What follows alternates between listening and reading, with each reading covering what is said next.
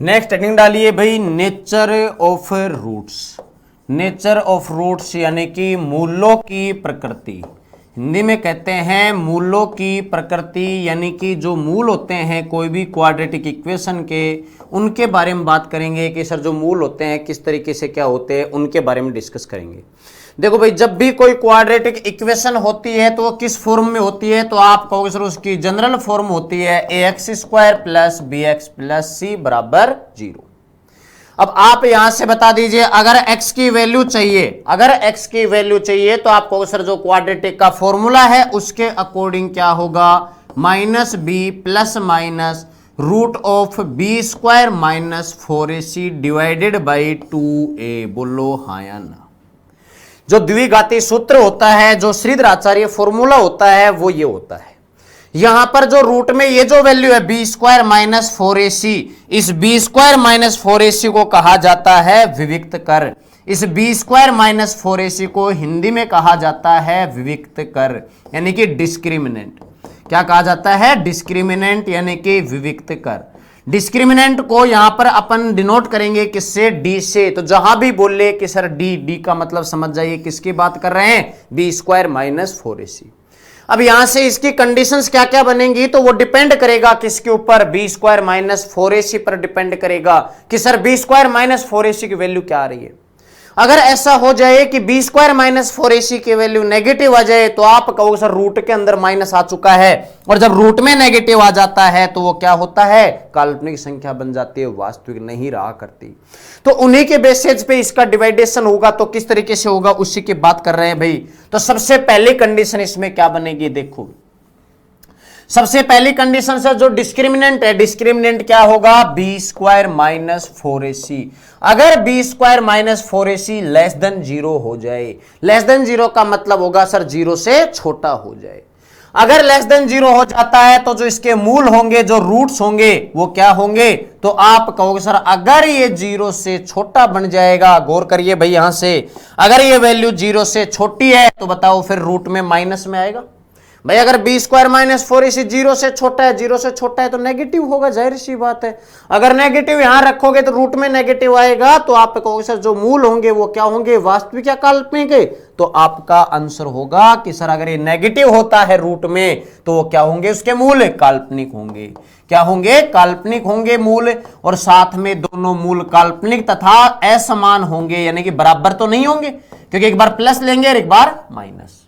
तो जब b² minus 4ac की वैल्यू 0 से छोटी बन जाती है, यानी कि वो नेगेटिव रूट में बन जाता है, तो जो उसके मूल होंगे वो क्या होंगे, एक तो काल्पनिक होंगे यानी कि इमेजिनरी होंगे, और असमान होंगे यानी कि बोथ रूट्स आर डिस्टिंक्ट, यानी कि दोनों मूल बराबर नहीं होंगे, असमान होंगे। बोलो भाई इतनी बात समझ में आएगी, क्लियर है यहां तक? अगर क्वेश्चन में इतना ही पूछ ले, बताओ इस इक्वेशन के रूट्स कैसे होंगे, तो आप सीधा b² माइनस 4ac निकाल लो। अगर वो 0 से छोटा है तो इमेजिनरी मिलेंगे इमेजिनरी भाई, वो भी क्या, असमान मिलेंगे, दोनों मूल डिस्टिंक्ट मिलेंगे। दूसरा पॉइंट है सर b² माइनस 4ac क्या मिल जाए, एक तो मिल जाए 0 से छोटा, दूसरा क्या मिल जाए, 0 के बराबर। अब आप बताइए, अगर दोनों 0 के बराबर मिल जाते हैं तो जो उसके मूल होंगे, जो रूट्स होंगे, वो क्या होंगे। अगर आप इस बात को समझ गए हो, ये वाली जो बात यहां बता रहा था, अगर इसको समझ गए हो तो बिल्कुल आसानी से आप इस बात को समझ जाओगे। आप इतना बता दीजिए, यहां से आप इतनी सी बात बता दो कि अगर इसको 0 के बराबर रख दे, मान लो अगर इसको 0 के बराबर रख दे, अगर इसको 0 रख दे, तो आप बताइए फिर -b प्लस माइनस, और जैसे ही ये 0 हो जाएगा तो 0 का रूट तो 0 ही आएगा। बोलो हाँ या ना। और बटे में कितना है, तो आपको सर बटे में 2a है। अब दो मूल होंगे तो एक बार तो प्लस का 0 करना पड़ेगा और दूसरी बार क्या करना पड़ेगा, तो आपको सर -b माइनस 0/2a। तो -0 प्लस 0 से तो कोई फर्क नहीं पड़ेगा, तो दोनों मूल क्या होंगे। अब आप कहोगे कि सर दोनों के दोनों मूल क्या होंगे, अबे बराबर होंगे। दूसरी बात, बराबर होंगे और रियल होंगे, वास्तविक होंगे, यानी कि दोनों मूल अब क्या होंगे, बराबर होंगे और वास्तविक होंगे। अब काल्पनिक नहीं होंगे, अब क्या होंगे, वास्तविक होंगे, और दोनों के दोनों मूल क्या होंगे भाई, बराबर होंगे। बोलो हाँ यार। वास्तविक होंगे और बराबर होंगे। वास्तविक का मतलब रियल होंगे एंड इक्वल होंगे। Both roots are real and equal, यानी कि दोनों मूल बराबर होंगे और वास्तविक होंगे। कब? जब b² माइनस 4ac बराबर 0 बन जाए तब। बोलो भाई, इतनी बात में किसी को डाउट है? क्लियर हुआ यहां तक? तीसरा जो पॉइंट है वो सबसे इंपॉर्टेंट बन जाता है। 2 पॉइंट बड़े आसान से हैं, लेकिन वहीं तीसरा पॉइंट की बात कर रहे हैं, थर्ड पॉइंट की बात कर रहे हैं, वो बड़ा अच्छा पॉइंट बन जाता है। कई बार क्वेश्चन बनता है तो वहां से अच्छा क्वेश्चन भी बन जाता है। मैं हालांकि यहां पर करवाऊंगा क्वेश्चन इस पॉइंट पे। तीसरा पॉइंट क्या बचेगा आप बताओ? तो आपको सर एक बार तो आपने कहा b² माइनस 4ac 0 से छोटा बन जाए, बोल ठीक है। दूसरी बार कहा कि सर 0 से इक्वल बन जाए, बोलो ये भी ठीक है। तीसरी बार जो पॉइंट बने तो वो ये बने कि सर b² माइनस 4ac 0 से बड़ा बन जाए। क्या बन जाए? 0 से बड़ा। क्लियर? अब आप बताइए, अगर 0 से बड़ा बनेगा तो जो उसके मूल होंगे, जो उसके रूट्स होंगे, जो मूल होंगे, रूट्स होंगे, क्या वो बराबर होंगे? तो आपको सर अब बराबर तो नहीं होंगे। क्यों? क्योंकि एक बार प्लस में वैल्यू आएगी, एक बार माइनस में आएगी। तो अब आप कहोगे सर जो इसके मूल है वास्तविक तो होंगे, मूल जो है वास्तविक तो होंगे, लेकिन बराबर नहीं होंगे। क्या होंगे? वो असमान होंगे। मूल वास्तविक तो होंगे लेकिन बराबर नहीं होंगे, असमान होंगे। कब? जब b² माइनस 4ac 0 से बड़ा बन जाए तो रूल इसके जो रूट्स होंगे वो रियल होंगे और साथ में डिस्टिंक्ट होंगे, यानी कि बराबर नहीं होंगे, असमान होंगे। बोलो हाँ या ना? अगर किसी को डाउट है तो मैं आपको बताता हूं। देखो आप बताओ इसमें कि सर अगर b² माइनस 4ac को अगर आप 0 से बड़ा रख देते हो, मान लो 0 से बड़ा 5 आ गया, अगर ये 5 आ जाता है तो आप बताइए माइनस b प्लस 5/2a और दूसरा माइनस b माइनस 5/2a। बोल लो भाई दो रूट अलग अलग हुए कि नहीं? एक बार प्लस करने से एक बार माइनस करने से अलग अलग बनेगा, ये तो जाहिर सी बात है। यहां से क्लियर हुआ? लेकिन अब इसके आगे भी और कंडीशन बनेंगी। सर ये तो श्योर हो चुका है कि सर मूल वास्तविक होंगे, लेकिन वास्तविक में भी तो 2 बन सकते हैं सर, परिमेय और अपरिमेय, यानी कि रेशनल और इरेशनल। आप कहो सर कैसे? देखो अगर ऐसा हो जाए, अच्छा रेशनल और इरेशनल समझते हो ना, परिमेय और अपरिमेय। परिमेय संख्याएं जिसको p/q के फॉर्म में लिख सकते हैं, और अपरिमेय संख्याएं यानी इरेशनल नंबर जिसको p/q के फॉर्म में नहीं लिख सकते। और परिमेय संख्या होती है, रेशनल नंबर होता है जिनको p/q के फॉर्म में लिख सकते हैं। क्लियर हुई इतनी बात? अब आप बताइए अगर 2/3 है, आप बताओ ये परिमेय है कि नहीं? आप कहो सर है, लेकिन वहीं कहते √3 है, बताओ परिमेय है कि नहीं है? तो आप कहो सर √3 की वैल्यू 1.732, लेकिन आगे चलती रहेगी डैश डैश डैश, यानी कि ये यहां पर डिजिट है जो बार बार आगे चलती रहेंगी, यानी कोई फिक्स पैटर्न के आधार पे तो चलेंगी नहीं। तो ये कौन सी संख्याएं होती है? अपरिमेय संख्याएं। तो अगर अपन मोटे मोटे तौर से बात करें ना, तो भाई जो संख्याएं एक तरह से जैसे इंटीजर के रूप में और बट्टे के रूप में हो तो वो तो होंगी क्या? परिमेय। और जो रूट वगैरह में हो, ऐसी संख्या हो तो वो क्या बनती है? अपरिमेय। क्लियर है यहां तक? अब देखो, अब आप एक बात बता दो, यहां से आप एक बात बता दो, अगर ऐसा हुआ कि b² माइनस 4ac की वैल्यू जो मिले वो 9 मिल जाए एक केस में, तो आप कहो सर अगर b² माइनस 4ac 9 मिल जाए तो 9 का तो रूट निकलता है, बोलो हाँ या ना? आप कहो सर बिल्कुल 9 का रूट तो 3 आता है, और जब 9 रूट से बाहर आ जाता है तो ये क्या होता है? जब रूट 9 की बात करें तो ये क्या हो जाती है? 9 का रूट 3 होता है, जिसको p/q के फॉर्म में लिख सकते हैं। तो ये तो परिमेय हो जाता है, रेशनल नंबर हो जाता है। बोलो होता है कि नहीं होता? लेकिन वहीं पर अगर इसकी वैल्यू मिल जाए 5 और इसका रूट करे तो भाई ये तो अपरिमेय संख्या है।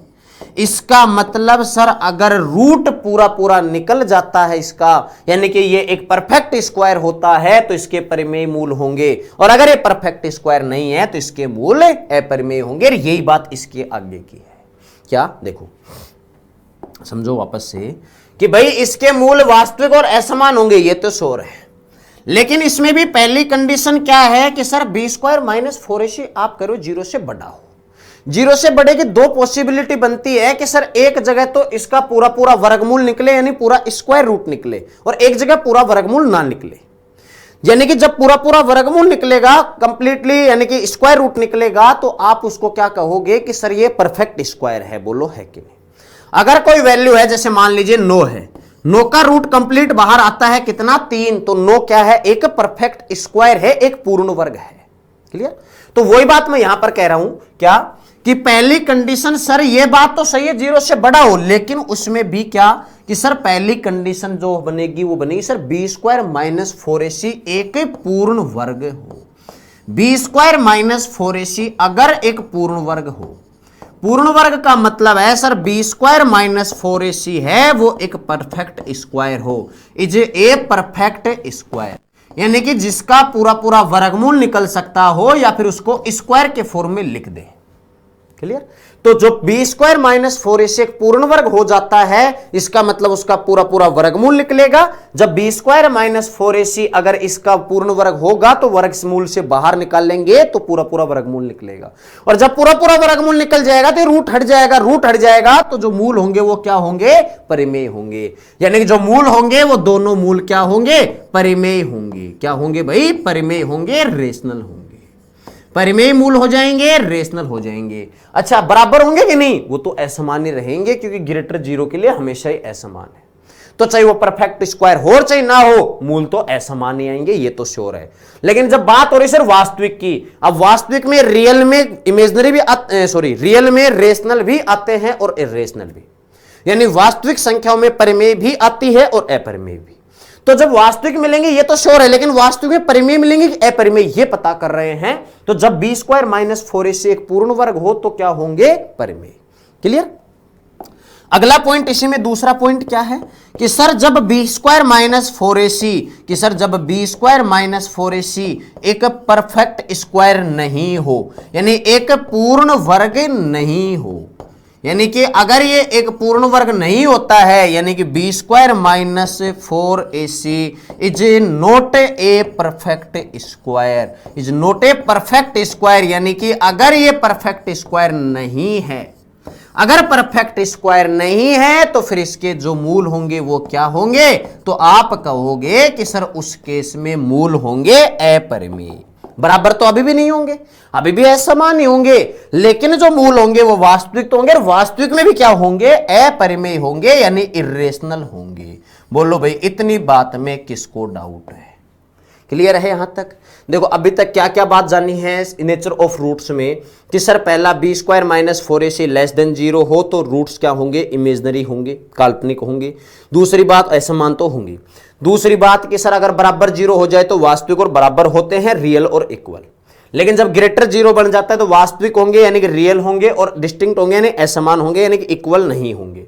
लेकिन उसमें भी दो कंडीशन है सर, जब बी स्क्वायर माइनस 4ac एक परफेक्ट स्क्वायर होता है तो मूल परिमेय, और जब परफेक्ट स्क्वायर नहीं हो तो अपरिमेय। अब इसमें भी आगे किसमें कि सर जब मूल अपरिमेय हो, जब इसमें भी जब मूल अपरिमेय हो जाते हैं, जब मूल अपरिमेय हो, क्या पढ़ा भी सेकंड पॉइंट कि सर जब बी स्क्वायर माइनस 4ac एक पूर्ण वर्ग नहीं हो, एक पूर्ण वर्ग नहीं हो यानी कि परफेक्ट स्क्वायर नहीं हो, जब परफेक्ट स्क्वायर नहीं हो तो बताइए फिर इसके जो मूल होंगे वो क्या होंगे? तो आपको सर अपरिमेय होंगे।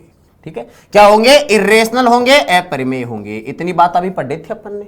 इसमें भी आपको अब रूट एक ही देगा। जब B square minus 4ac is not a perfect square, यानी जब वो पूर्ण वर्ग नहीं हो तब उसके मूल अपरिमेय होंगे, और उनमें से भी यदि एक मूल, उनमें से भी यदि एक मूल a प्लस रूट बी है, अगर a प्लस रूट बी है, भाई अपरिमेय होंगे तो रूट में ही रहेगा ये। अगर एक मूल a प्लस रूट बी है तो दूसरा मूल होगा, मैं यहां लिख देता हूं, तो दूसरा मूल क्या होगा? तो आप कहोगे sir a minus root B होगा। क्यों होगा समझो आप इस बात को।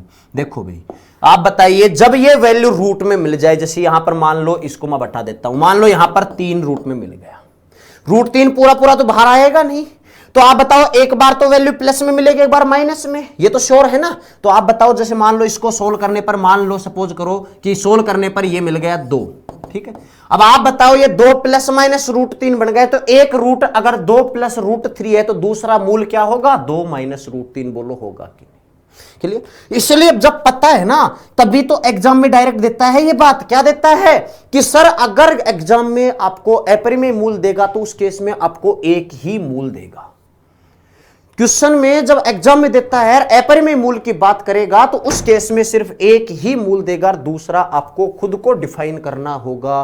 क्यों? क्योंकि रूट्स इसके अपरिमेय है, इर्रेशनल है। जब अपरिमेय रूट है तो अगर एक root a plus root b है तो दूसरा क्या होगा? a minus root b। If one root is a plus root b, a plus root B, then another root, यानी कि तब दूसरा जो रूट बनेगा वो क्या बनेगा? Then another root is definitely a minus root B, यानी कि जब दूसरा रूट बनेगा वो डेफिनेटली क्या बनेगा? वो बनेगा a माइनस रूट बी। बोलो भाई, ये कहानी थी नेचर ऑफ रूट्स की। बताओ भाई, इतनी बात सबको क्लियर है? ये कहानी पूरी पूरी नेचर ऑफ रूट की ही पढ़ रहे थे। अब इसके ऊपर क्वेश्चंस करेंगे। जितनी बात आप यहां से समझ पाए हो उन्हीं को क्वेश्चन में इंप्लीमेंट करते समय और समझो। जब वहां क्वेश्चन में आप अच्छे समझोगे, अगर किसी क्वेश्चन में कोई दिक्कत भी आए तो मैं अब तो डायरेक्ट क्वेश्चन के ऊपर मैं तो लिख दूंगा कि भाई ये प्रॉपर्टी लगा रहा हूं इसमें। आप क्या करो, आप एक बार वापस से जो आपने पहले लिखा हुआ है ना इसको देख लेना कि हाँ ये वहां यूज कर रहे हैं। तो मैं आपको इतना बता दूं कि तुरंत ये माइंड सेट हो जाएगा कि हाँ सर इसको यहां ऐसे यूज करते हैं। तो जैसे अब क्वेश्चन की बात करूं तो अब थोड़ा गौर करना भाई। अच्छा बताइए, मूल समान कब होते हैं? आप बताइए। तो आप कहोगे सर मूल समान जब होते हैं जब बी स्क्वायर माइनस 4ac बराबर क्या हो? 0। जब बी स्क्वायर माइनस 4ac बराबर 0 हो जाता है तब उसके मूल क्या होते हैं? समान होते हैं। याद रह जाएंगी सारी बातें। अब देखो, अब क्वेश्चंस पे चलते हैं, क्वेश्चंस की शुरुआत करते हैं। तो सबसे पहले इसके ऊपर आइए, पहले क्वेश्चन पे देखो भाई। पहला क्वेश्चन ये कह रहा है, क्या कह रहा है कि द्विघातीय समीकरण है ये, इसका विविक्तकर ज्ञात कीजिए। विविक्तकर का मतलब क्या बताना है? डिस्क्रिमिनेंट बताना आपको इसका। ठीक है, डिस्क्रिमिनेंट बता सकते हो। चलो रूट बता, पहले इक्वेशन बता दो। आप कहोगे सर √3x² माइनस 2√2x और माइनस 2√3 बराबर 0, ये एक इक्वेशन है। ठीक है भाई, हिंदी में बराबर 0 नहीं लगा है, लगा लेना, इंग्लिश में लगा हुआ है। देखो आप बताओ, इसका अपने को पहले तो क्या पूछा है कि सर विविक्तकर बताइए, यानी डिस्क्रिमिनेंट बताइए।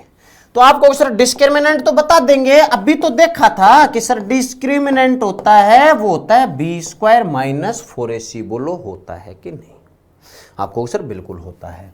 चलो फिर इतना बता दो कि जब समीकरण होती है कोई भी क्वाड्रेटिक इक्वेशन वो इस फॉर्म में होती है, तो जो ABC होते हैं वो क्या होता है? तो आपको सर एक की वैल्यू तो है √3 जो x² के साथ बैठा है, B की वैल्यू है माइनस 2√2 और भाई C की वैल्यू है माइनस 2√3। बोलो है या नहीं?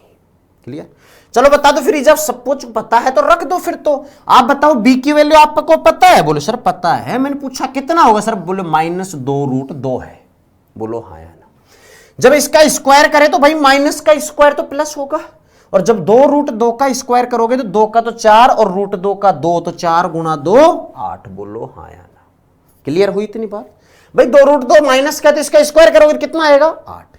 फिर माइनस 4ac। चलो बताओ एक की वैल्यू कितनी है? तो आप कहो सर √3 है। चलो फिर आप अगर इतना ही बता दिए तो C की वैल्यू बता दो। तो आप कहो सर C तो वो है जो अकेला बैठा है। कौन बैठा है? माइनस 2√3 बैठा है। तो आप बताओ C की जगह माइनस का 2√3 रख दे। अब कोई कहे सर बोले माइनस कहां ले गए? देखो यहां से माइनस था ना, इसको यहां से उठाया और आगे ले गए तो माइनस माइनस प्लस। बताओ भाई हाँ या ना? चलो फिर अब आप बता दीजिए 8, √3 को √3 से करोगे 3, 3 गुणा 2 6, 6 गुणा 4 24, 24 और 8 कितना मिलेगा? 32। इसका मतलब एक बात तो श्योर है कि सर जो डिस्क्रिमिनेंट है, विविक्तकर है, वो तो 32 है, जो ऑप्शन नंबर बी में है और किसी में नहीं है। फिर भी अपन पूरा ही करेंगे। दूसरा बोल रहा है कि इसके मूल किस प्रकार के होंगे। चलो अब आप बता दो, अगर मूलों की बात करें तो 32 है वो 0 से बड़ा है कि छोटा है? आप पूछ रहे तो 0 से बड़ा है, और 3 कंडीशन पड़ी, 0 से छोटा, 0 से बराबर और 0 से बड़ा। जब 0 से बड़ा मिलता है तो जो उसके मूल होते हैं वो क्या होते हैं? तो आपको सर रियल होंगे, यानी वास्तविक होंगे और असमान होंगे। और जब वास्तविक में भी आगे चले तो उसमें परिमेय और अपरिमेय, लेकिन परिमेय अपरिमेय में तो पूछा ही नहीं, रियल रूट में पूछा है। तो इसका मतलब जो मूल होंगे वो क्या होंगे? रियल होंगे। यानी कि उसका डिस्क्रिमिनेंट 32 है, जो 0 से बड़ा है, तो जो मूल होंगे वास्तविक होंगे। तो कौन सा ऑप्शन आ जाएगा? Option number B. बताओ भाई किसको दिक्कत है? क्लियर हुआ यहां तक? नेक्स्ट क्वेश्चन पे आ जाओ भाई। अब अगर आप इस बात को समझ चुके हैं तो अब आगे के क्वेश्चंस के आंसर आपके आने चाहिए। पढ़ो। यदि समीकरण, यानी कि फिर से आपको एक इक्वेशन दे दिया x² प्लस 4x प्लस के बराबर 0, फिर कह रहा है कि भाई इसके मूल वास्तविक है। आप बताओ मूल वास्तविक कब होंगे? तो आपको सर एक तो 0 से जब छोटा बन जाता है उस केस में, 0 से छोटा बन जाएगा तो उस केस में क्या होगा? आपको सर जब 0 से छोटा बन जाएगा उस केस में तो इमेजिनरी हो जाते हैं। बोलो होते हैं कि नहीं? तो जब वास्तविक की बात करें तो सर जब b² माइनस 4ac बराबर 0 बन जाए तब भी वास्तविक होंगे, और जब b² माइनस 4ac 0 से बड़ा हो तब भी वास्तविक। तो आप बताओ वास्तविक मूल कब होते हैं? जब b² माइनस 4ac 0 या 0 से बड़ा हो, दोनों कंडीशन बनेंगे वास्तविक। बोलो हाँ या ना?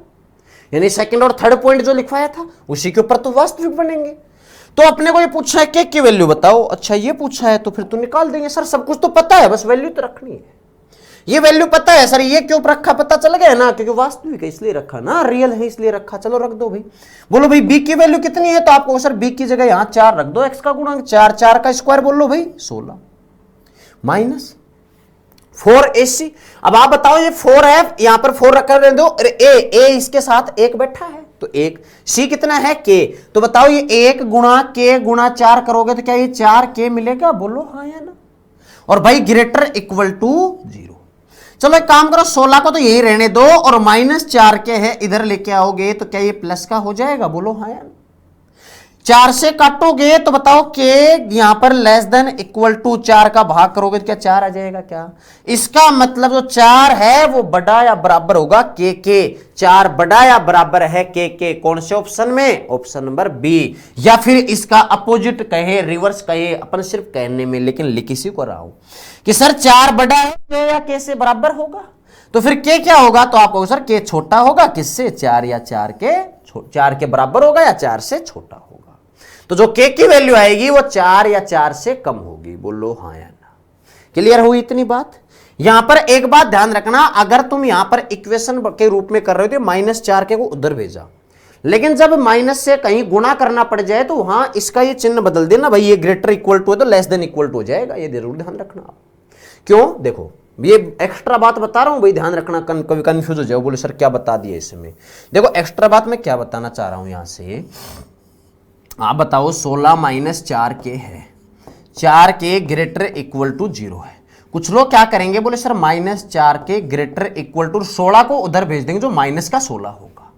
ठीक है, अब जल्दीबाजी में करेंगे, माइनस से माइनस काट देंगे। जल्दीबाजी में क्या, कहीं तो जानबूझ के करेंगे क्योंकि उनको ये इक्वेशन मान के कर लेते हैं उसको, जबकि बिल्कुल गलत हो जाता है। बताता हूं कैसे। माइनस से माइनस काटेगा तो 4k ग्रेटर इक्वल टू 16 करेगा, तो बताओ फिर k की वैल्यू क्या आएगी? Greater equal to 4। यहां से तो ऑप्शन ही बदल गया, पहला ऑप्शन आंसर आ गया। इसका मतलब यह है कि आपने यहां गलत सोल्व किया। कैसे?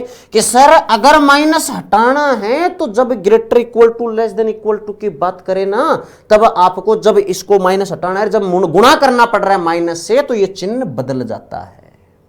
ये चिन्ह बदल जाएगा, तो जब माइनस से इधर भी गुणा करना पड़े, माइनस से इधर भी, तो माइनस माइनस प्लस का 4k, लेकिन अब ये जो चिन्ह है ना ये बदल जाएगा, ग्रेटर इक्वल टू की जगह होगा लेस देन इक्वल टू। ये ध्यान रखना भाई, अगर कोई इसमें ये गलती कर बैठे कभी। क्लियर है? तो बताओ फिर माइनस माइनस प्लस का 16। अब आप बता दीजिए, यहां से सोल्व करोगे तो वही मिलेगा k less than equal to 4, और यही पूछा है। बताओ भाई हाँ या ना? क्लियर है? यहां तक अपना क्वेश्चन की बात थी ना, वो तो सिर्फ इतनी सी थी। क्लियर है? नेक्स्ट क्वेश्चन पे आ जाओ भाई। फिर पढ़ो क्या कह रहे हैं। के किस मान के लिए समीकरण के दोनों मूल समान होंगे? अब आप कहो सर दोनों ही मूल समान दे दिए इसके, तो कोई बात नहीं भाई, दे दिए तो आप बताओ समीकरण क्या है, इक्वेशन क्या है? तो आप कहो सर इक्वेशन तो वही है जो मैं लिख रहा हूं यहां पे, देखो। ठीक है, इसके बराबर 0 कर लीजिए भाई, समीकरण बोल रहा है तो इसके बराबर 0 कर लीजिए आप, है ना। अब ये कह रहे इसके दोनों ही मूल समान है, तो फिर आपके माइंड में वही नेचर ऑफ रूट्स की बात आनी चाहिए। क्या? कि सर इसने तो ये बोल दिया, मैंने पूछा क्या बोल दिया, बोले सर इसने तो ये बोल दिया कि दोनों ही रूट बराबर हैं, दोनों ही मूल इक्वल हैं। और फिर आप कहोगे सर अगर दोनों ही इक्वल है तो b² माइनस 4ac बराबर तो 0 होना चाहिए। बोलो होना चाहिए कि नहीं? अगर मूल बराबर हैं तो दोनों के b² माइनस 4ac 0 के बराबर। आपको ठीक है सर रख देंगे, तो बताओ बी की वैल्यू कितनी है, तो आपको सर के है रख दो। बी की जगह अगर के रखे तो ये के स्क्वायर -4, ए की जगह 2 रख दे, सी की जगह 3 रख दे, प्लस के है, कोई लफड़ा ही नहीं है प्लस माइनस वाला, तो मैं डायरेक्ट ही रख दूं थोड़ा सा, आप बताइए थोड़ा सा रख रहे हैं। ए की वैल्यू यहां 2 है, सी की वैल्यू 3 है, 3 गुणा 2 6, 6 गुणा 4 24, तो क्या ये माइनस का 24 बराबर 0 होगा, क्या बोलो हाँ या ना। तो क्या ये के स्क्वायर बराबर कितना होगा, तो आपको सर बराबर 24। स्क्वायर हटाओगे तो इधर रूट लगेगा, तो बताओ रूट में क्या करोगे, तो आप कहोगे सर 24 का रूट, 24 को क्या लिख सकते हो 4 गुणा 6, और 4 को रूट से बाहर लोगे तो कितना आएगा बाहर 2, तो आंसर आ जाएगा के की वैल्यू +-2 रूट 6। और ये क्वेश्चन पूछा है, बोलो भाई ये बात समझ में आई कि नहीं, क्लियर हुआ यहां तक। अभी धीरे धीरे अच्छे क्वेश्चंस पे चलेंगे अभी अपन, लेकिन अच्छे क्वेश्चंस की उम्मीद जब करना जब आपको ये इन क्वेश्चन में स्ट्रांग हो जाओ, जब आप ये समझ जाओ कि हाँ सर इसको मैं तो कर सकता हूं, और इसको तो मैं इतना लिखना ही नहीं पड़े मेरे को, इतना लिखने के बजाय मैं क्वेश्चन यही सोल्व कर देता कि सर बी स्क्वायर यानी के स्क्वायर -4ac 3 दूनी 6 चौक 24 माइनस है प्लस होगा, तो के की वैल्यू आएगी ना √24 आएगी। अब √24 कौन से ऑप्शन में है, तो आपको सर 2 गुणा 2 4 6 24 ऑप्शन सी। जब इतना स्ट्रॉन्ग बन जाए ना, जब अपन उम्मीद करेंगे उन क्वेश्चंस पे। अब बोले सर वही बात है, बोले 2 का पहाड़ा आता नहीं है, सीखने चले 39 का पहाड़ा, समझ रहे हो बात को, वही बात मैं यहां कहना चाह रहा हूं। बाकी क्वेश्चंस अपन यहां जरूर करेंगे, क्वेश्चंस यहां मैं करवाऊंगा भाई आगे, है ना, लेकिन आप इन बातों को थोड़ा सा रिलेट करते रहो जाके उन क्वेश्चंस में दिक्कत ना आए, ठीक है। चलो आगे चलते हैं, अभी पढ़ो क्वेश्चन क्या कह रहे हैं। यदि द्विघात समीकरण 1 + l², ये एक द्विघात समीकरण है भाई, और इसके भी मूल बराबर है, तो निम्नलिखित में से क्या सत्य है, ये दे दिया। अब आपको थोड़ी सी प्रॉब्लम क्रिएट करेगा, तो यहां पर एल कर सकता है और कोई नहीं कर सकता। ये देखो 1 + ये एल है ना, ये 1 किसी को दिख रहा हो तो 1 नहीं होगा, ये अगर 1 होता ना तो फिर ये 1 का स्क्वायर +1 करके 2 ही देता हूं, है ना। तो कोई भाई साहब इसको एल को 1 मत मान लेना भाई, ये एल है यहां पे, ये भी 2l है, और यहां पर a² - b² है, तो ये तो सबको दिख ही रहा होगा।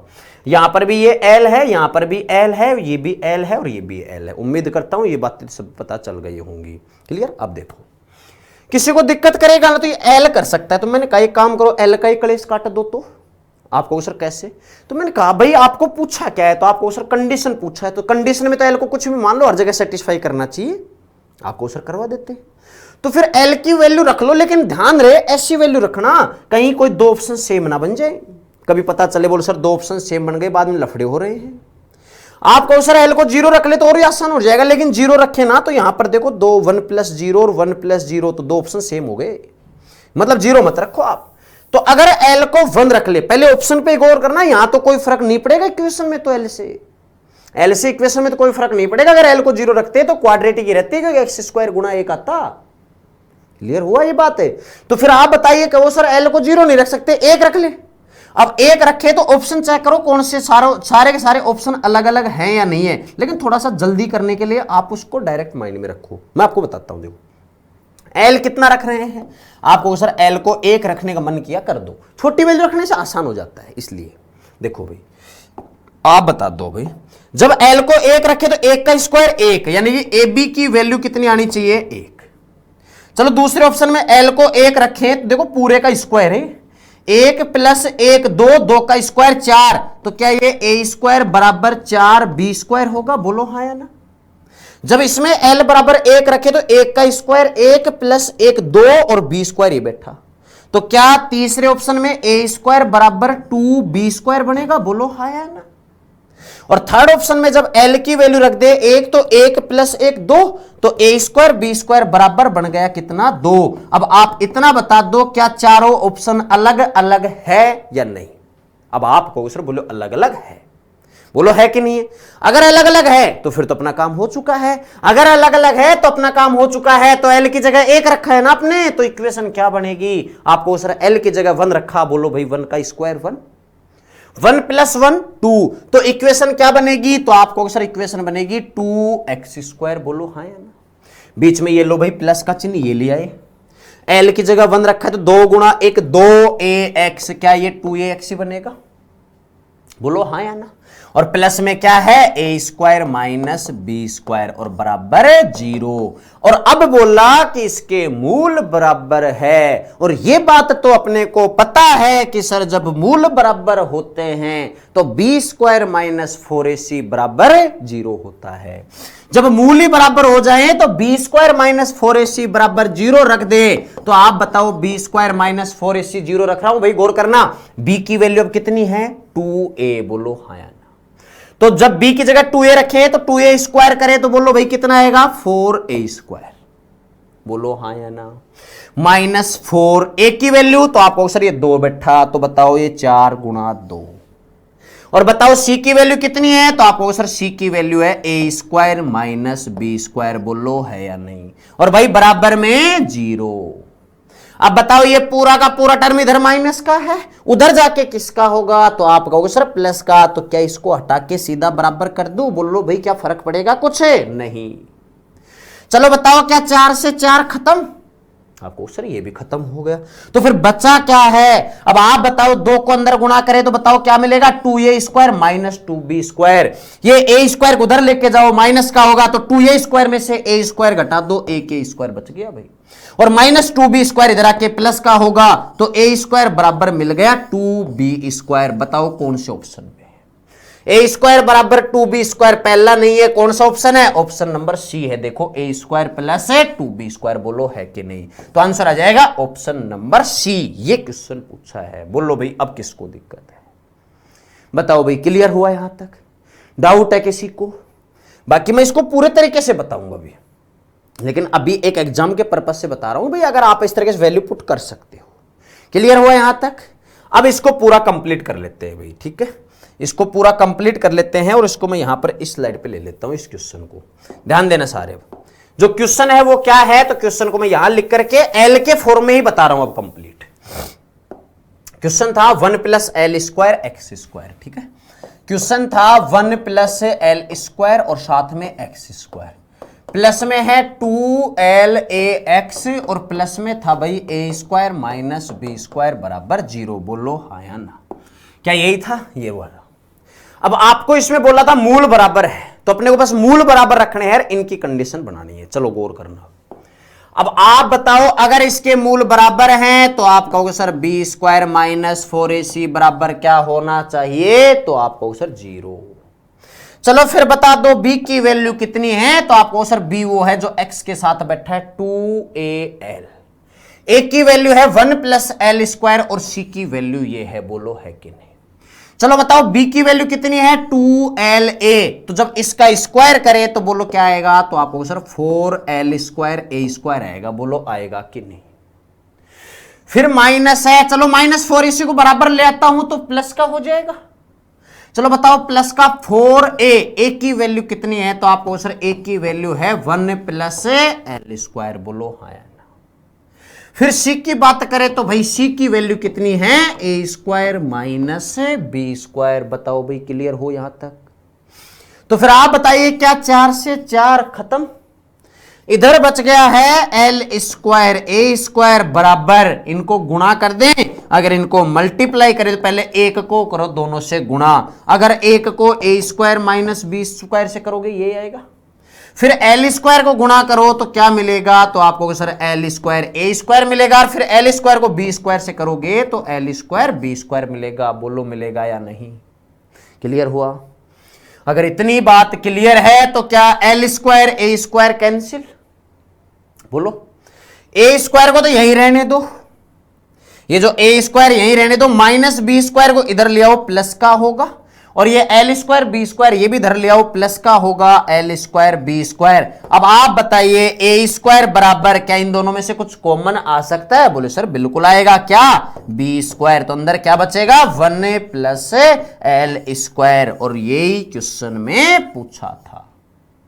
कुछ लोग गड़बड़ कर देंगे, कहां पर, वो जल्दीबाजी में इन कैलकुलेशन में, यहां से आगे थोड़ी बहुत गड़बड़ कर सकता है बस वो, यहां तो कोई बात नहीं, समझ जाएगा हर कोई, लिख लेगा इस बात को। इसलिए मैंने पहले ये कहा कि एल की वैल्यू पुट कर लो ना, जिससे कि मामला खत्म हो जाए इसका, फिर डायरेक्ट ऑप्शन ही चेक कर लो आप। बोल लो भाई क्लियर हुआ यहां तक, तो आंसर क्या आएगा, ए स्क्वायर बराबर B square 1 plus L square, क्या ऑप्शन नंबर सी यही था। बोल लो भाई बात समझ में आई कि नहीं। क्लियर हुआ यहां तक? नेक्स्ट क्वेश्चन पे आ जाओ फिर, पढ़ो क्या कह रहा है। समीकरण x square plus P x plus 12 बराबर 0 है और इसका एक मूल 4 है। ये मूल करते करते कई घंटे बीत गए भाई। अब आप बता दो ये मूल क्या है, तो आप कहोगे सर मूल तो x की वैल्यू है। ये जो आप बार बार कह रहे हैं ना रूट मूल, ये क्या है, उस x की वैल्यू ही तो है। तो आप बताओ अगर इस समीकरण का एक मूल 4 है तो क्या x की वैल्यू ही तो 4 है? बोलो हाँ या ना। तो रख दो x की वैल्यू 4। तो आप कहो सर बिल्कुल रखो ना, बताओ 4 रखे तो 4 का स्क्वायर 16 प्लस 4 रखे तो 4 गुणा पी और प्लस 12 बराबर 0। उम्मीद करूंगा कि आप पी की वैल्यू बड़ी आसानी से बता दोगे। तो आप कहो सर 16 और 12 28 इधर आके माइनस का होगा, फिर 4 का भाग कर दोगे तो जो पी की वैल्यू आएगी वो तो आएगी माइनस का 7। बोलो हाँ या ना। यहां से इतना ही तो कर सकते थे, और क्या कर सकते थे आप बताओ। एक मूल पता था, एक मूल पता है तो आप यहां से बस पी की वैल्यू निकाल सकते हो, और क्या कर सकते हो? और तो कुछ अपने हाथ में है नहीं इसमें कुछ करने के लिए, बताओ कुछ है नहीं। अपने को सिर्फ पी की वैल्यू पता कर सकते हैं जो अपन ने कर लिया है यहां से, क्योंकि इसने कंफर्मेशन दी थी। अब आगे पढ़ो। तथा समीकरण x square plus P x plus Q बराबर 0 के मूल समान है। तो क्यू का मान पूछा है, यानी कि बड़ा चालाक था, इसने पी का मान पूछा नहीं है। अगर पी का पूछता ना तो आगे वाली मामला खत्म था, पी का मान तो आ गया -7, लेकिन इसने पी का नहीं पूछा, क्यू का पूछा। और दूसरी समीकरण में पी दे दिया, यानी कि ये चालाक इसलिए बन गया ना कि इसको पता है, बोलो सर पी की वैल्यू यहां से चाहिएगी। क्लियर? तो फिर बताओ दूसरी कंडीशन क्या है कि सर ये तो ये कह रहा है कि एक समीकरण है, और मैंने पूछा भाई समीकरण क्या है, तो आप कहोगे सर समीकरण तो x square plus P x plus Q बराबर 0 है। और ये जो समीकरण है ना इसके तो समान है मूल, यहां पर इसमें लिख देना मूल समान है, इंग्लिश में लिख लेना रूट समान है, हैज इक्वल रूट्स, इसमें तो लिख रखा है। यहां लिख लेना कि इस समीकरण के मूल समान है। अब आप बताइए अगर मूल समान होंगे तो कंडीशन बनेगी sir B square minus 4ac बराबर 0। अगर मूल समान हुए तो कंडीशन बनेगी कि sir B square minus 4ac बराबर 0। चलो आप बताओ क्या बी स्क्वायर, बी की वैल्यू कितनी है यहां पे, बी स्क्वायर माइनस 4ac, ए की वैल्यू कितनी है 1, और भाई सी की वैल्यू है q और बराबर 0। अब बताओ ये माइनस का उधर जाके प्लस का हो जाएगा, ये लो भी, बोलो हाँ या ना। अब आप बताइए अपने को तो q की वैल्यू चाहिए ना, तो 4 इधर गुणा में इधर बैठा है तो इधर आके भाग में होगा, और ये p स्क्वायर है और p की वैल्यू बैठी है -7, तो -7 का स्क्वायर कितना होगा 49। तो जो q की वैल्यू आएगी वो आ जाएगी 49/4, यानी कौन सा ऑप्शन आ जाएगा, ऑप्शन नंबर ए। और यही क्वेश्चन पूछा है। बोलो भाई किसको दिक्कत है? क्लियर हुआ यहां तक? नेक्स्ट क्वेश्चन पे आ जाओ फिर। ये पढ़ो भाई, ये तो अच्छा क्वेश्चन ही था। इसमें अगर कोई इसमें फंस गया ना एबीसी वाले मामले में तो बड़ा मुश्किल चला जाएगा मामला, क्योंकि फिर उसके लिए आपको 3 को मल्टीप्लाई करना पड़ेगा भाई। पढ़ो क्वेश्चन क्या कह रहा है। यदि समीकरण a into B minus C X square plus B into C minus A X plus C minus A, यानी कि इक्वेशन है, सीधी बात ले देखिए ये है, इसके मूल बराबर है भाई, तो आपको बोला है कौन सा इसमें सही है। देखो भाई आपने अगर अलजेब्रा को थोड़ा अच्छे से पढ़ा होगा ना तो आपको ये क्वेश्चन देखते ही समझ में आ जाएगा, बोले सर करना क्या है। आप बताओ इस क्वेश्चन में जो इक्वेशन है वो क्या है। आपको सर इक्वेशन है a into B minus C X square plus में b into C minus A into X, और भाई प्लस में c into A minus B बराबर 0। बोलो है कि नहीं? अब इसके मूल बराबर है, तो अगर कोई ये लगाना चाह रहा है sir B square minus 4ac बराबर 0, तो मैं बता दूं कि वो लगा सकता है, लेकिन थोड़ा सा आपसे लेंदी हो जाएगा क्वेश्चन वहां पे। बाकी फिर मैं हिंट देता हूं उसके लिए कि भाई b की वैल्यू तो यहां रखो, तो b इंटू सी माइनस ए है, इसका तो करो स्क्वायर, माइनस 4ac उधर जाके प्लस का होगा। a की वैल्यू है a इंटू बी माइनस सी और c की वैल्यू है c into A minus B. अब इधर से इसका स्क्वायर करो, इन दोनों को गुणा करो, फिर उसके बाद इन दोनों को एक तरफ ट्रांसफर करो। पहले तो गुणा करने में ही लंबा एक लाइन चली जाएगी 7-8 पदों की, फिर उसके बाद आप इनको गुणा करके उस फॉर्म में जमाना जिस फॉर्म में फिर यहां पर आंसर मिलेगा आपको। क्लियर? पहली बात तो तरीके से करना चाहो दूसरी बात, अगर आप अलजेब्रा थोड़ा अच्छे से पढ़े हो तो आपको एक बात तो पता होगी कि sir a into B minus C, पहले देखो a into B minus C, फिर b into C minus A और c into A minus B. जब यहां पर आप इन दोनों तीनों को जोड़ते तो जीरो बनता है, बोलो बनता है कि नहीं? वही बात यहां है। तो आप कहो सर अगर ये x का मामला खत्म हो जाए ना तो तीनों जीरो बन जाएंगी, तो मैंने कहा काम करो, तो क्या x बराबर 1 रख दूं? बताओ हाँ या ना? आप कहो सर x बराबर 1 रखोगे तो ये 1 तो वही होता है जो इसका मूल होता है, x की जो वैल्यू आती है वो तो उसके मूल होते हैं। तो मैंने कहा कि भाई इसके मूल बराबर है। अब एक बार ये मूल पता कर रहे हैं, क्या पता ऐसा हो कि इसका मूल एक ही हो। अगर ये हो गया तो क्वेश्चन और भी आसान हो गया होगा, क्योंकि अलजेब्रा में बात पता है अपने को। तो फिर आप बताइए कि सर x बराबर 1 रखते हैं तो इस रखे हो समीकरण में और चेक करो अगर x की वैल्यू 1 हुई तो ये समीकरण में रखने पर ही जीरो के बराबर आना चाहिए, बोलो हाँ या ना? तो आप कहो सर 1 रखते हैं, चलो 1 रखे हैं तो बताओ क्या मिलेगा? a इंटू बी माइनस सी, 1 का स्क्वायर 1 ही होगा। ये क्या मिलेगा भाई? b into C minus A और प्लस में c into A minus B. अब चेक करो ये जीरो के बराबर आता है या नहीं? चलो करते हैं। आप बताओ a को b से करोगे ए बी, फिर a को c से माइनस ए सी, b को c से करोगे बी सी और माइनस ए बी। यहां मिलेगा A C minus B C plus B C minus A B plus A B plus A C minus A C. Cut गए सारे, क्या zero बन गया? बिल्कुल बन गया। और जब जीरो बन गया ना तो फिर तो पता चल गया सर इसका एक मूल है, वो 1 ही है। ये सेटिस्फाई हो चुका है। क्लियर हुई इतनी बात? अगर ये सेटिस्फाई हो चुका है तो इसके मूल मान लो अल्फा और बीटा है, तो क्या दोनों मूल बराबर हैं? बोलो हाँ या नहीं? बोल रहा है क्वेश्चन में। जब दोनों मूल बराबर है तो एक मूल अगर एक है तो दूसरा मूल भी क्या एक ही होगा, क्योंकि दोनों मूल बराबर है। अल्फा और बीटा मान लेते हैं इसको, अल्फा और बीटा दो मूल बराबर हैं, वो कितने कितने हैं? एक एक है। क्लियर? अब आप बताओ क्या दो कंडीशन बनते भी क्या कि एक बार तो मूलों का योग ले लो, लेकिन मूलों का योग लेने माइनस बी बटा ए माइनस वाला चिन्ह आएगा। एक बार मूलों का गुणा ले लो, कोई सी भी एक कंडीशन ले लो भाई। क्या मूलों का गुणा ले ले? अब आप बताइए अगर इक्वेशन से प्रोडक्ट ऑफ रूट्स की बात करें, मूलों का गुणा की बात करें, तो मूलों का गुणा क्या होता है? सी बटा ए। बोलो होता है कि नहीं? ए क्या होता है? जो एक्स स्क्वायर के साथ बैठा है, तो क्या ये ए की वैल्यू है? और बी क्या है? जो एक्स के साथ बैठा है, ये वाला। और सी क्या है? जो कांस्टेंट बैठा है, ये वाला। तो जब मूलों का गुणा की बात करें तो वो होता है सी बटा ए। सी की जगह कितना बैठा है? तो आप कहोगे सर सी की जगह बैठा है सी इंटू ए माइनस बी बटे में ए क्या होगा? जो एक्स स्क्वायर के साथ बैठा होगा, ए इंटू बी माइनस सी। बोलो हाँ या ना? अब बताओ ये मूलों का गुणा होगा सी बटा ए। अपने अकॉर्डिंग मूलों का गुणा कितना है? तो आपको सर मूल इसमें एक है, दोनों ही, तो जब दोनों का गुणा करेंगे तो एक ही आएगा। बोलो हाँ या ना? क्लियर हुई इतनी बात? अब आप बताइए इसको इधर भेज दूं?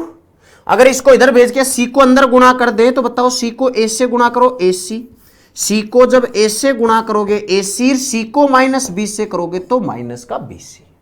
और जब ये इधर एक से गुणा होगा तो एक को बी से करोगे तो ए बी, एक को सी से करोगे तो माइनस का ए सी। बोलो हाँ या ना?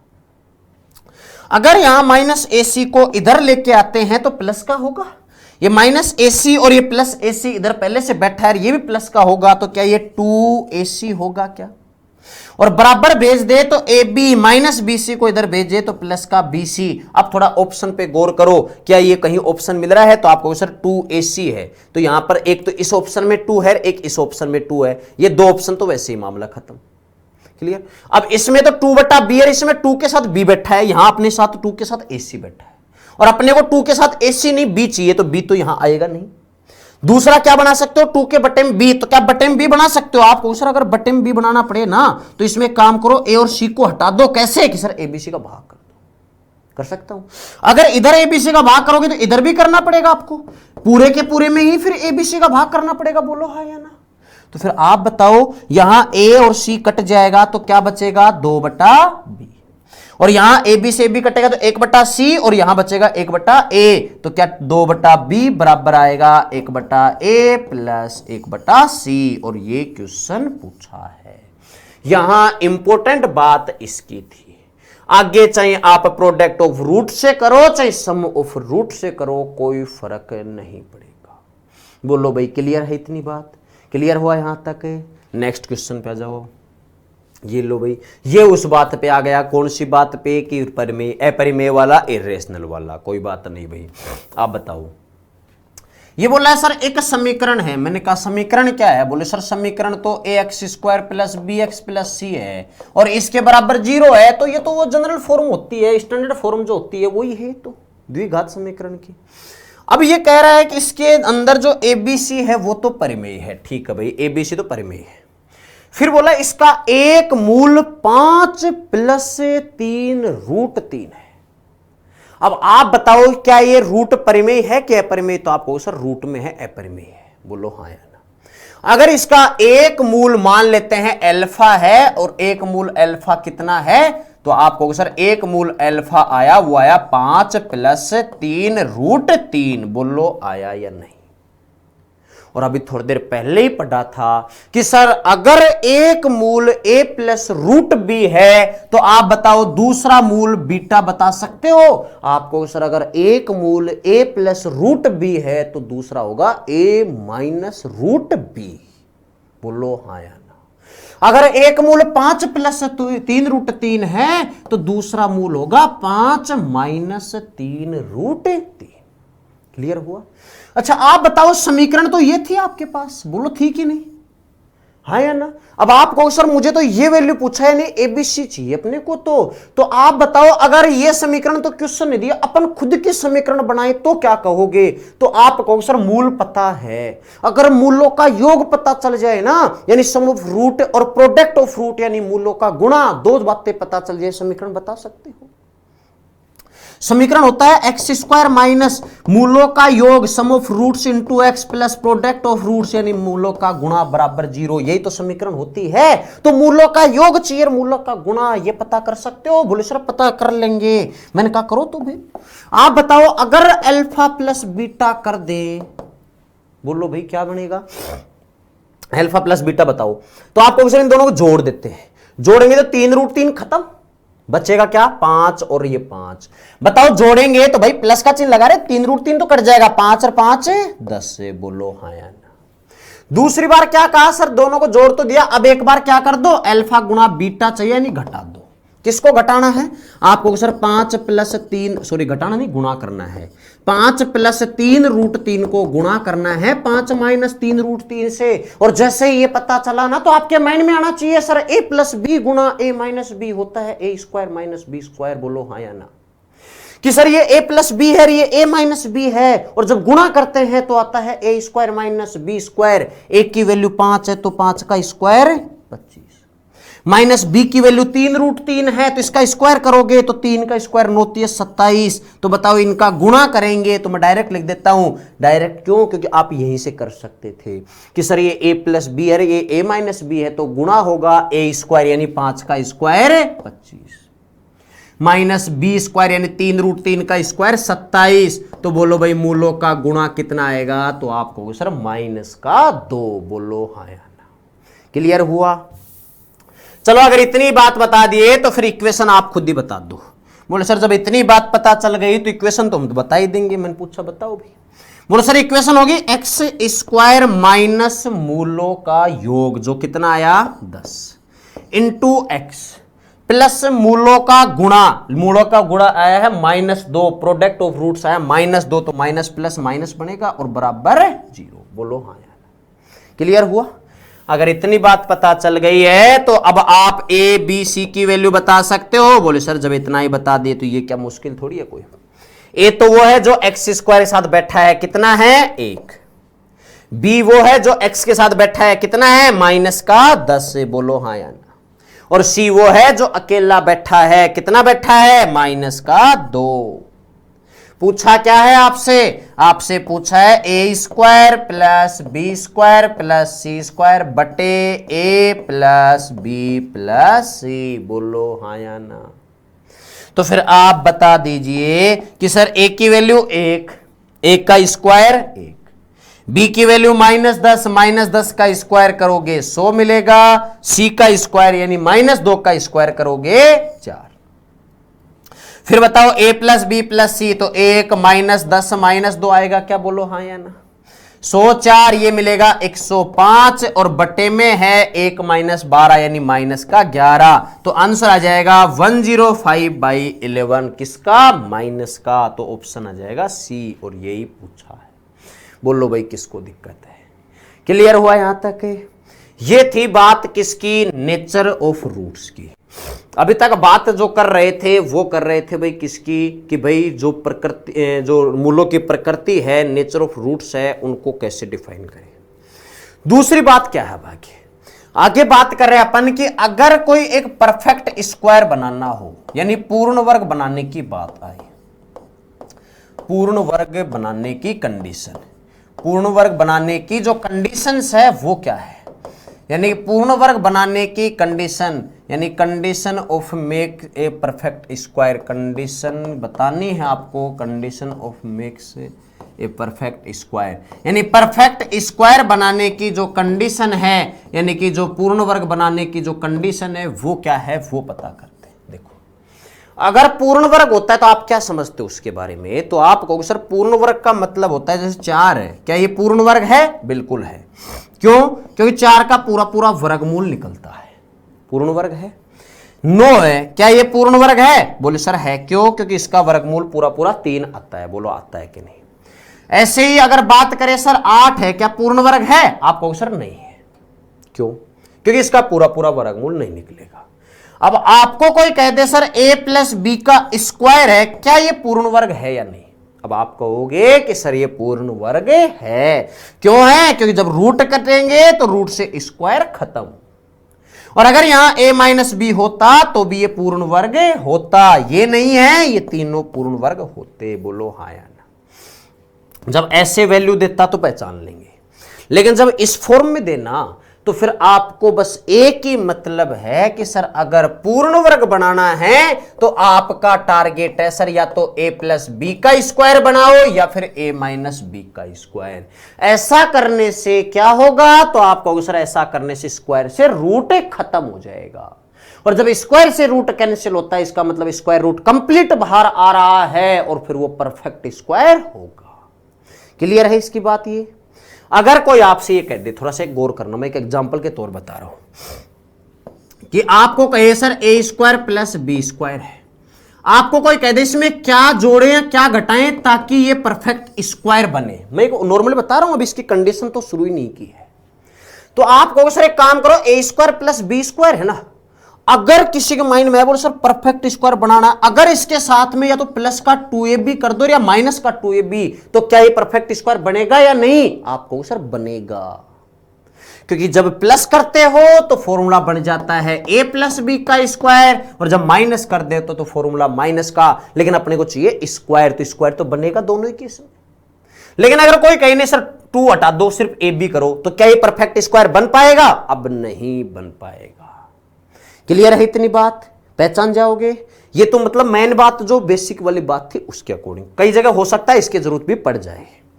दूसरी बात जो कंडीशंस है, जो परफेक्ट स्क्वायर की जो कंडीशन है, परफेक्ट स्क्वायर की जो कंडीशन बनेगी पूर्ण वर्ग की, वो क्या बनेगी कि सर अगर कोई इक्वेशन पूर्ण वर्ग बनानी है तो उसमें b² - 4ac बराबर क्या होना चाहिए? 0। b² - 4ac बराबर अगर 0 है तो परफेक्ट स्क्वायर बनेगी। क्लियर हुई इतनी बात कि सर b² - 4ac की वैल्यू क्या हो जानी चाहिए? 0, तो परफेक्ट स्क्वायर है। परफेक्ट स्क्वायर का मतलब इतना सा है कि सर जो वैल्यूज का पूरा पूरा वर्गमूल निकले। क्लियर हुआ? अब इसके क्वेश्चंस कर लेते हैं।